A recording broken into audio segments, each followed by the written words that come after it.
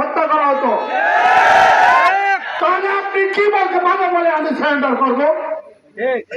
আমার জনগণের চাই নাই। আপনি চেয়েছিলেন আমি সারেন্ডার করি এবং ক্রস ফায়ারে করি, আপনার রাস্তা যাতে ক্লিয়ার হয়ে যায়। এই মিথ্যা কথা প্রচার করার পর জনগণ কি তাদের কথা বিশ্বাস করেছে? করে নাই। তারা বলেছে কি দুর্দিনে উনি ছিল না।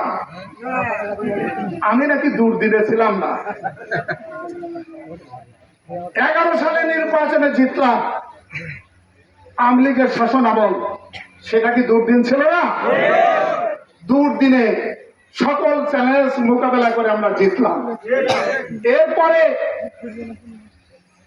আব্দুল কাদের মোল্লার ফাঁসি দেওয়া হলো।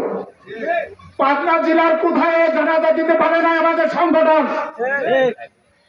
আমাদের জেলা আমির ফোন দিয়ে বললেন পাবনা জেলার কোথাও পুলিশ দাঁড়াতে দিচ্ছে না, একজন তো দেখি জানাজা করা যাবে।